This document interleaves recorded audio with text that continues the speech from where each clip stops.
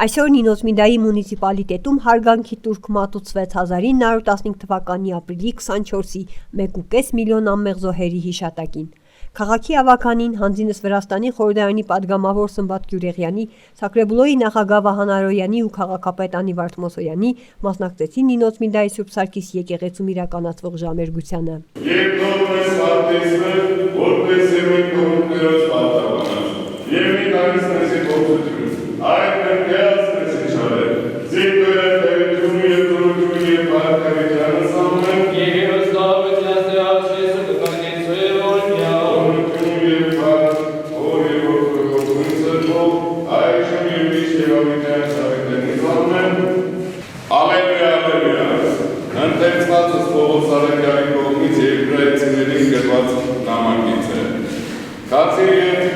Բանտարկվածներին կարեկից եղավ և ձեր ունեցվածքի հաղթակումը ուրախությամբ ընդունեցիք, քանի որ գիտեք, թե ձեր համար լավագույն առողջություն ունեք երկնքում, ուր այն միշտ մնում է, արթնիկ կորցրեք ձեր վստահությունը, որի մեջ վարձատրության հաղորդում կա, ձեզ համբերությունը պետք, որպեսզի Աստծու կամքը կատարելով հասնեք նրա խոստմանը, քանի որ բաց եք, երկնքելով և ոչ թե խորհրդյան ենք մատնվում, այլ հավատով հասնում ենք հոգիների փրկությանը։ Հալելույա,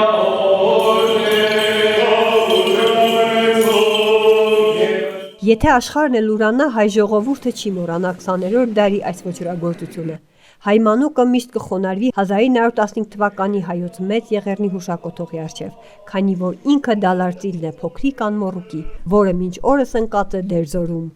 Այսօր աշխարհասփյուռ հայերը եւ նաեւ Հայաստան աշխարհում բոլոր իրենց հարգանքն են բերում մեր սրբադասված նահատակների հիշատակին։ Եկեղեցում կատարեցինք բարեխոսական կարգ եւ մեր աղոթն առաստված, որ խաղաղություն լինի համայն աշխարհում եւ նմանատիպ երևույթները չլինեն եւ աշխարհը ընդունի այն փաստը, որ տեղի է ունեցել։ Եվ տեսնում ենք, որ աշխարհը լռությամբ նայում է եւ դա բերում է նրան, որ հիմա էլ իսկ շարունակվում է դա։ Շարունակվեց Արցախ աշխարհում եւ նորից շարունակվում է հայերի հետ ցավոք սրտի։ Սա մեզ միտք է տալիս, որ ավելի ուժեղանանք, հզորանանք։ Սա մենակ թույլ կտա, որ մենք հասնենք նրան, որ ստիպենք աշխարհին մեր համառությամբ, մեր միասնությամբ, մեր հավատքով կարողանանք ստիպել աշխարհին ընդունել այս փաստը եւ դատապարտի։ Եվ բնականաբար դատապարտում ենք նաեւ այն մարդկանց, ովքեր կասկածի տակ են դնում, որովհետեւ այս 110 տարին մեր ազգի նպատակն է եղել, գերագույն նպատակներից մեկն է եղել, որ այս ճշմարտությունը բոլորը խոսեն, ընդունեն եւ դատապարտեն։ Եվ հիմա էլ Նինոց-Մինդայում տեսնում ենք, որ մեր եկեղեցում կարգը կատարեցինք, եկանք մեր խոնարհումը բերեցինք, հիմա այնտեղ էլ ցուցահանդես են անում եւ սա փաստում է այդ իրականությունը եւ մենք հիմա դատապարտում ենք այն մարդկանց, ովքեր սա կասկածի տակ են դնում։ Մշակույթի տան բակում տեղադրված հուշարձանին ծաղիկներ խոնարհվեցին։ Միջոցառման թեմայով հանդես եկավ մշակույթի ու սպորտի ծառայության պետ Լևոն Վարդանյանը։ Ամբողջը լուռ էր, բոլորի սրտերում դեռ առկայծում էր այն անշեջ հուրը, որը դեռ աշխարհին ասելիք ունի։ Հայոց ցեղասպանության լուրը լսելով Վահան Տերյանը գալիս է Երևան։ Գալով Հայաստան Տերյանն այցելում է Ցարսկայա փողոցում գտնվող որբանոցը եւ երեխաներին հանձնարարում է գրել շարադրություններ այն ամենի մասին, ինչ տեսել են այս ամբողջ ընթացքում։ 8-15 տարեկան որբ երեխաները պատմում են ցեղասպանության մասին, դեպքերից անմիջապես հետո։ Մանկական այդ անկեղծ պատմությունները բացառիկ փաստաթղթեր են, որոնք եւս մեկ անգամ աշխարհին ապացուցեցին, որ 20-րդ դարի դարաշրջանի թուրքերի կողմից իրականացվել է ցեղասպանություն։ Այդ պատմությունների շատերը անհնար է կարդալ առանց հուզմունքի, քանի որ երեխաները ներկայացնում էին ամենասարսափելին։ Մեջբերում Սուրենն ասաց, տեղեք ես կելին ծառը, ասոց և սկսեց բարձրանալ, հայ բարձրանալ, և հենց որ ձերքը պիտի փոյնին տար, ճիչ արձակելով վար գլորվեցավ, և փրվեցավ գետնին, և շունչ փչեց, տղայք այս տեսնելով մարմին թողնելով սարսափած փախան, Մարմինը գիշերը հոն մնացած շուները կերան, առավոտ տեսնվեցավ ոսկորներ ու պատարոտված շորեր։ Հատկանշանակ է, որ Տերյանը կարողացել է ճիշտ պահին կողմնորոշվել ու հասկանալ, որ այս երեխաների գրությունները կարող են հետագայում բացառիկ փաստաթղթեր հանդիսանալ, որը կապացուցի թուրքական ցեղասպանությանը։ 11-ամյա Վանեցի Գրիգոր Գրիգորյանը իր հուշադրության մեջ գրում է. Այժմ կգտնվենք Երևանում տասնյակ հազարավոր կոտորած տալը հետո, կյանքի ամենաանհրաժեշտ պիտույքներեն զուրկ։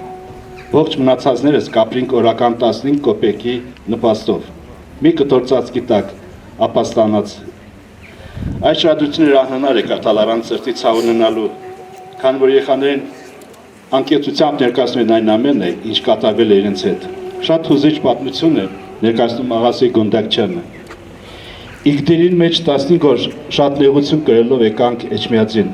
որ այնտեղ հաց կբաժանեին։ Այնտեղ ալ 17 օր մնացել էինք, երբ հիվանդությունն ընկավ եւ բոլորն ալ կմեռնեին, որը կլիներ որ 150-200 մարդ կմեռներ։ Ազգի փողով եկանք Երևանը եւ չանք Սուրբ Սարգսի բակի մեջ եւ այնտեղ էլ հաց կբաժանեին։ Այնտեղ իմ պստիկ եղբայրս մեռավ։ Հետո տուն վարձեցինք, որ նորեն առաջնորդ դրամը կուտար, տանը մեջ շատ նեղվեցինք, մինչև անգամ անոթիալ կմնայինք։ Վերջը ճարահատված չէին կրնարտուն ապրիլ, այս որ փանոսն եկանք։ Մեծեր, մանուկներ, մտավորականներ, պաշտոնյաներ, մարդկանց հոսքը դեռ չի դադարում։ Բոլոր իրենց պարտքն են համարում հիշատակել ու ծաղիկներ խոնարել Եղեռնի հուշարձանին։ Չմեծացնեմ հարցը, հարցին պատասխանելը մեծ մասշտաբով, սա այսօրվա օրվա հովանդակությունը այն է, որ մենք չպիտի մոռանանք, միշտ անգամ կանք մեր պարտքը կատարելու այստեղ։ Թե ինչպիսին եղել է դա գրեթե ամբողջը հասել է արդեն մարդկությանը, թե ինչպես տեղի ունեցել է։ Ինչպիսի քաղաքական սիստեմներ էլ որ լինեն, կարծում եմ հայ ժողովուրդը չի մոռանա այսօրը, որ կա իր պարտականությունը կատարի։ Իսկ հայ ժողովրդի ճակատագիրը դժվար է գուշակել հիմա, բայց դժվար ինքացության մեջ է։ Հետ տեսնենք մեր ապագա քաղաքագետներին, թե ինչպես կարող են հարմարվել աշխարհի վարած քաղաքականության հետ։ Այսպես մեր պարտքն է այսօրը միշտ անգամ հիշել, գալ։ Հիմա իհարկե նկատելի է, որ թույլ է, բայց դա չպիտի հոգուց հանել դուրս։ Եթե այսքանն է տրված մեզ, ասենք հիմա միտինգներ կարող չլինի, կնան միանգամից Սուրբ Սարգիս եկեղեցի։ Բայց միևնույն է մենք գիտենք, մենք պետք է կատարենք մեր պարտականությունը։ Դժվար է մոռանալ այդ հանցագործությունը։ Աշխարհիս երեսին թող չկրկնվեն նմանատիպ արհավիրքներ, թող ոչ մի մանուկ չմեծանա որբանոցում, ոչ մի ծիլ չմնա հողում ու ոչ մի անմոռուկ չչուրանա անապատում։ Աշխարհը դատապարտի նման արհավիրքները, որ երկնքում թևածի միայն խաղաղության աղավնին։